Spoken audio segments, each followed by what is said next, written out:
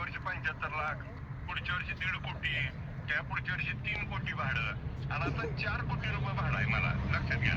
आणि मला 2च लाख क्रशिंग होतंय.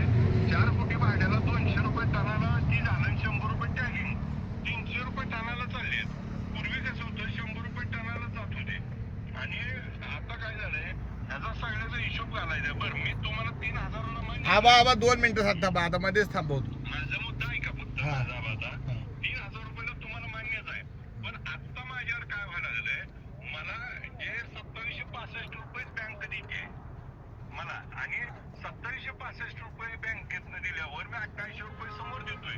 आता तुम्ही म्हणता 2900 रुपये द्या. नाही. त्याचा तोटा काय होतोय माझा, ऐका ना माझं. तर पुढचे जे शेवटच्या 15 वाड्यातले बिल आहेत ना, ते अंगावर पडणार माझ्या, आणि त्या शेवटच्या 15 वाड्यात बिल द्यायला मग ती शेतकरी माझ्या दारात बसणार. गेल्या वर्षी मला त्रास झाला, बिल मिळायला उशीर झाला का, तर माझं आहे ना, हे पहिल्यांदा आम्ही गेल्या वर्षी आणि यंदाचा फरक काय आहे बाबा. गेल्या वर्षी 3800 रुपये MSP होती, 3800 रुपयानं बँकेनं पैसे देत होती. यंदा 3500 रुपये भाव केलाय, म्हणजे 300 रुपये भाव कमी केलाय. आणि तुम्हाला पण बँकेचं जर माझ्यापेक्षा वेगळं काय सांगायची गरज नाही. त्यांचा नियम काय आहे की डायरेक्ट आता शेतकऱ्याच्या खात्यावर 2765 रुपये देतात, आणि वरचे 35 रुपये मी देतोय. असं ते 2800 रुपये जमा होते. तुमचं म्हणणं जे आहे ना, 100 रुपये आता द्या आणि 100 रुपये दिवाळीला द्या. आबा आता 1 मिनिट, हे सगळं गणित मला माहिती आहे. आता 2 मिनिटं माझं ऐका. आता तुम्ही आतापर्यंत महाराष्ट्रातलं कारखानं चालवायला घेतलं, विकत घेतलं. या महाराष्ट्रातले एकटा पटके दीपक साळुंके आहे. तुम्हाला पदरचं छाप अजून कारखाना दिलाय. मी अंधारात काय व्यवहार केला नाही. सगळ्या आता 1 मिनिट, सगळ्या आतापर्यंत जे चेअरमननं चालवायला दिलं ना, सगळ्या राज्यातल्या दर महिन्याला हप्ता बांधून घेतलाय. ही फाकडा एकटा 10 वर्ष कारखाना जपला स्वतःच्या लेकरासारखा, नट बोल्ट हालू दिलं नाही. माझ्यावर टीका झाल्या, मुडलीमला नेला, इकडे नेला. तुम्ही जेव्हा कारखाना बघितला तेव्हा तुम्ही मला सांगितले की आबा हाय असं सगळं असं आहे. आणि इथनंच दोघं आपण मुंबईला गेलो, दुसऱ्या दिवशी कारखाना पदरचं छाप अजून तुम्हाला जीव घालून कारखाना देणारा ही एकटा दीपक आबा या राज्यात. तुम्ही सगळे चेअरमन बघितलेले आहेत. आणि हे बघा, मी काय लय मोठं केलं असं नाही. मी चांगले जे पोटी जन्म घेतलेला माणूस आहे म्हणून मी चांगलं वागतोय. माझी तुम्हाला विनंती आहे की आपण कुठं प्रतिष्ठा न करता, मागच्या वेळेचे जर 100 आहे, 1 मिनिट, मागच्या वेळेचे 100 जर अगोदर आपण जमा केले असते ही चालू करायच्या आधी, तर आपल्याला या लोकांनी आपलं ऐकलं असतं. आता थोडीशी कसं होतंय, ही सगळी संघटनेची माणसं आहे ती, ही सगळी ऊस उत्पादक आहे ती. एक तर अगोदर बोलून गेले.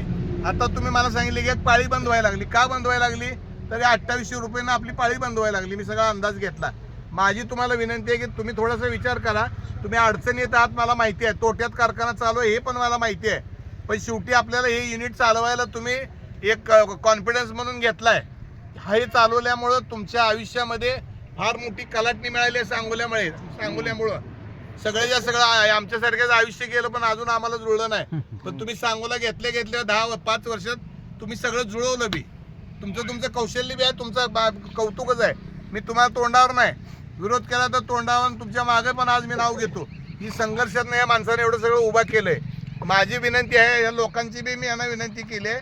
तर यांचं म्हणणं असं आहे की पहिले 100 आमचं जमा करा, आणि आता तुम्ही जे 200चं पत्र दिलंय ते पण 100 द्या, आणि पुढच्या ह्याला हे द्या. म्हणजे तुमचं उद्यापासून पाळी बंद सुद्धा होणार नाही. त्यामुळे काय होतंय, शेतकऱ्याचं बी नुकसान.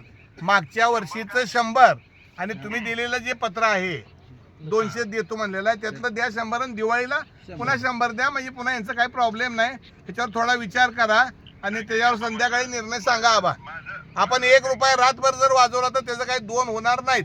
माझी पण तुम्हाला एक विनंती आहे, ह्याच्यावर तुम्ही आबा विचार करा. काही काय सगळे समोर आहे मी. माझं अंधारात आबा तुमच्यासारखंच आहे. माझं काय अंधारात नसते. आणि या लोकांचा गैरसमज व्हायला लागला. आबा जाणीवपूर्वक येईना, म्हणजे ह्याचं आबाचं अंधारात काय झालंय काय हे सांगायसाठी मी आलोय. आणि ह्यांना बी मी ठणकावून सांगितलंय, कारखाना देताना मी पट्ट्यानं छाप अजून दिलाय. 10 वर्ष पदर पैशानं कारखाना सांभाळलाय. ही आबा कारखाना तुम्ही स्वतः बघितलाय. बाकीचे कारखाने मोडून टाकले.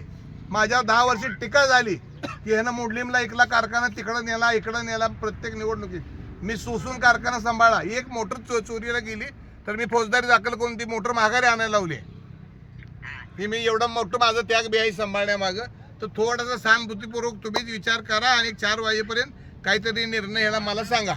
माझं म्हणणं काय बाबा माहिती आहे का, तुम्ही आहात आहे का, तुम्ही आहात आबा तिथं, हाय समोरच आहे, सगळ्या समोरच आहे. मी स्पीकरवर टाकलाय फोन. तर तुम्ही काय करा माहिती आहे का, माझी अडचण समजून घ्या आणि एक काम करा.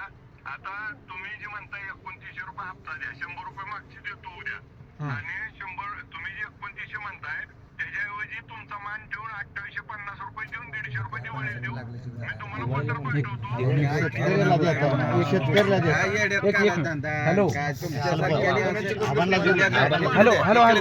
हॅलो अहो आबा, ह्या सांगोला तालुक्याची ज्यानं कपाळाला माती लावली, होय त्या मातीचं सोनं झालंय, होय त्या माणसाचं सोनं झालंय. 50 साठी ह्या फक्त विचार करा आणि 50 साठीचा एवढा जीव धरू नका. त्या ऐका की ह्या सांगोल्या ज्या मातीनं तुम्हाला कुठं नेऊन ठेवलंय, ही शेतकऱ्या जरा थोडासा विचार करा आबा. आबा तुम्ही एक गोष्ट लक्षात घ्या, गेल्या वर्षी मला 1.5 कोटी झाले आता. आबा मी ऐका आबा, मी 4 दिवसापासून इथं उपाशी बसलोय. लेकर बाळ घरी रडतात आबा. 50 रुपयासाठी तुम्ही विचार करताय आबा. सांगतोय ऐका, 50 साठी विचार करू नका तुम्ही. आम्ही तुमच्या पुढे प्रस्ताव ठेवलाय 29 चा. साठी सांगतो ऐका, तुमच्या माहितीसाठी सांगतो.